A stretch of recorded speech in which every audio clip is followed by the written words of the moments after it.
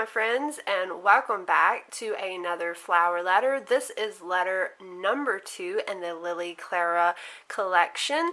I can't wait to get into this one. This one is very exciting. So as you guys know, we're in the Wild West with this one.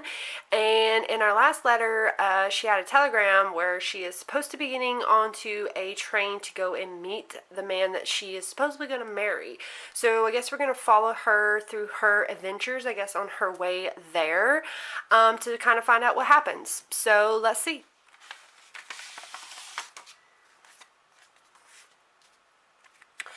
Okay guys, it looks like we have another one of those business cards that it was telling us about. I believe it said that we would get one in every letter, or maybe every other letter we would get one. So this is it.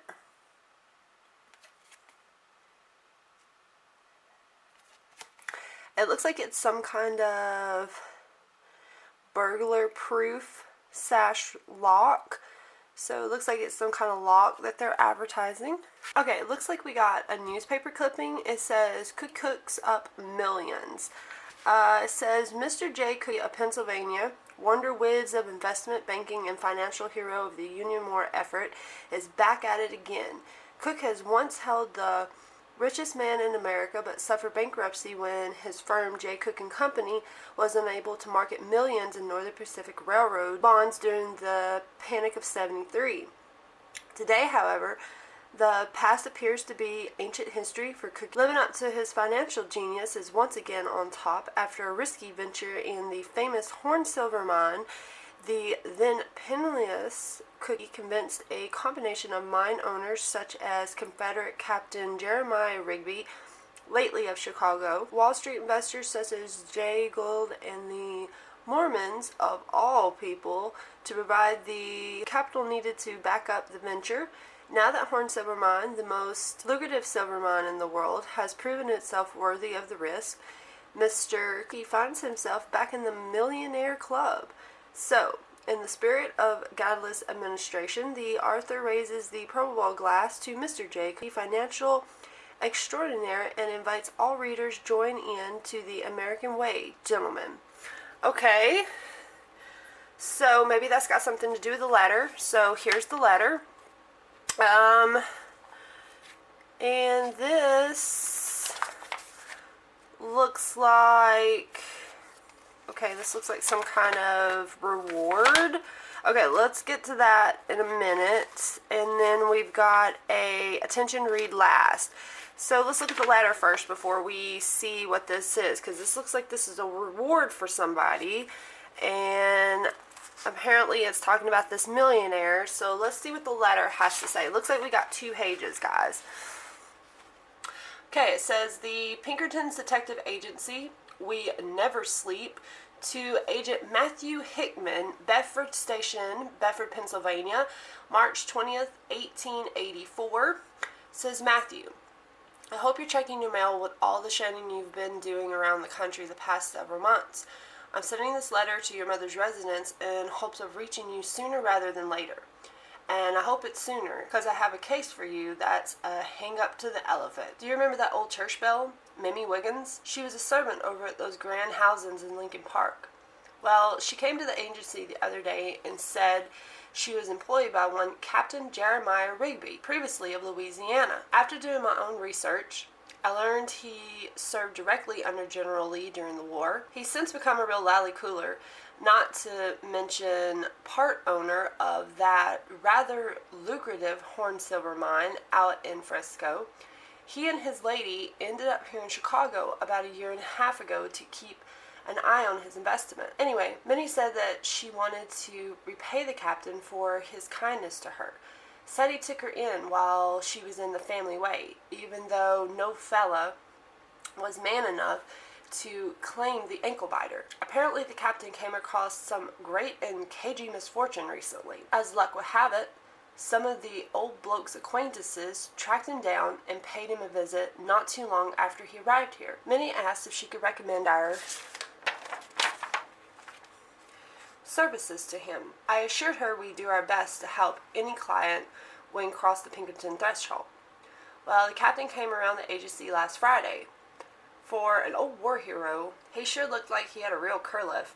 I sat him down, poured him a drink, had him tell me the whole tale, and what a tale it is, Maddie. They call themselves the Bright Sisters. There are 3 sisters, outlaws, the beautiful, clever, and dangerous kind. They were orphaned quite young. Their dad, Dr. Lyle Starr, served alongside Captain Ruby during the war. He was a surgeon and little-known assassin for the Confederacy, notorious for using his apothecary knowledge of plants and other medical compounds to frequently take down Union targets. In fact, they suspect he might have been the one behind all the pie poisoning in Kentucky. Needless to say, Starr was a real bag egg and was killed just after the Battle of Antietam. Mrs. Starr expired during the New Orleans yellow fever epidemic in '68. As her dying wish, she left her husband's friend, Captain Ruby, with all the charge of personally delivering the Starr's 3 sisters to their father's sister in California. The mother wanted to keep them from being placed in a Union orphanage. Well, the captain said he did just that, and that was the end of the story. He never heard from them again, until a few months ago, that is. Turns out, the Starr sisters decided to pay the old captain a visit. They came looking for work at his Chicago mansion. Ruby didn't recognize them, of course, because they were only small girls when he left them with their aunt. To further ensure they would be unrecognized, the girls took the precaution of each seeking employment from him separately, pretending not to know one another. Apparently our Captain Ruby has a soft spot for a pretty lass because he hired all 3 of them within days of each other. One sister, Angela, he hired as a personal maid for his wife. Another, Jasmine, as a seamstress for his 2 teenage daughters. And the third, Belladonna, the oldest and most striking of the 3, as a cook for their entire household. A fortnight ago, this Friday, after the Starrs had been working for Captain Ruby for a few months, they executed a plan that must have been a while in the making. They waited until after dinner, when the old gent took his lady and daughters out walking along the river. That's when they struck. Belladonna, no doubt using one of her father's old war recipes, cooked up some sort of slumgullion and fed it to the rest of the household, while Jasmine and Angela broke into the captain's secret safe and stole something precious to him. Then the 3 of them absquatulated themselves from town. When the captain and his lady ventured to the mansion later that evening, the Bright Sisters was gone. His secret safe was empty, and the rest of his household staff was dead. That's right, Maddie, dead. It appears Belladonna's concoction poisoned every last one of them. After sending out his own trackery, Captain Ruby was able to ascertain that the sisters were heading south to the Mexican border. However, they're taking a great care to only travel through the less populated territories to get there. Which is why Ruby came to me with the intention of having our very own agent for the case. He's prepared to pay handsomely for the Starr sisters' capture and return to Chicago. Ruby wouldn't give specifics about what the sisters stole from him. However, he suspected they're heading straight for Frisco. So I imagine whatever they've stolen has something to do with Horn Silver Mine. I told him how you were the bloke for the job, Maddie. No one has the field experience you do. No one knows the territory like you. And I have never seen anyone track with as much accuracy. So, here's my proposition for you.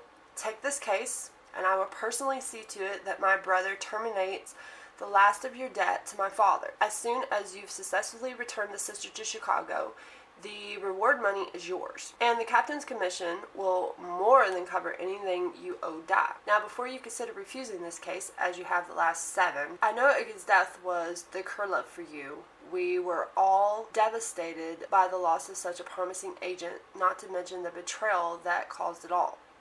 I know you were closest to her, but Maddie, you and I both know she wouldn't want you letting a trio as bad as the Starrs get away with mass murder. You've had plenty of time off, lad. Don't you think you should get back in the saddle and do what you do best? When it's all over, you could take the reward money and finally start living that good life you've been telling me about all these years. So now that I've peppered you with enough niceties, wire your acceptance as soon as you read this, and then hightail it back to Chicago. There really is no time to waste. Yours, Bill. It says down here at the bottom, guys, Says, did you know this is one of the original Pinkerton agency's addresses in Chicago? To learn more about the Pinkertons and the other phrases highlighted in this letter, visit our learn page at theflowerletters.com. Okay, so I guess this address right here says 94 Washington Street, Kendall Block 3, Chicago, Illinois. So I guess that was a real address for the Pinkertons. So that's pretty cool. This letter was super exciting, guys. I mean, already, we've had murder. We have like 3 outlaw sisters. Like, this sounds like really, really cool. And here's a picture of them. So it says wanted for murder by poisoning and thievery, and we got the picture of them, and that is a really good picture of them. You can tell they were very beautiful. This must be Belladonna here in the middle. And then at the top here it says reward $5,000 for the capture alive of sisters Belladonna, Jasmine, and Azalea. I apologize, guys, I said her name wrong. Her name is Azalea Starr, better known as the Bright Stars. So that's super cool. Right off the bat, I love it. We've got mystery. We've already got outlaw. We've got a chase going on. I absolutely love it. We do have this where it says attention read last. So this is a Union telegram, and it says April 4th, 1884, Chicago Telegram Station. It's got the address. It says, Bill, I never took you for the flattery type. By the way, you're bad at it. Horn Silver Mine, you say? Isn't that Jay Cook's Millionaire Dollar Miracle? I'll be there in 3 days. Matthew Hickman. So, okay, I guess he's going to take it, guys. So, alright. So, I actually really like this letter. Like the way this letter's starting out. Kind of fun. Already got some mystery in there. We got a little bit of murder. We got some chase going on. I love it. I love that we got 3 sisters that are outlaws. So I hope we kind of hear a little bit more about that. You guys let me know what you think about the letter so far. I really, really like this letter. It's super cool. This is like something I haven't ever done before, and I really love the Wild West. I will see you guys back here in my next letter. It should be letter 3. And we will find out what happens in the next letter. So it's to be continued, guys. So I will see you guys back here in my next letter. Bye.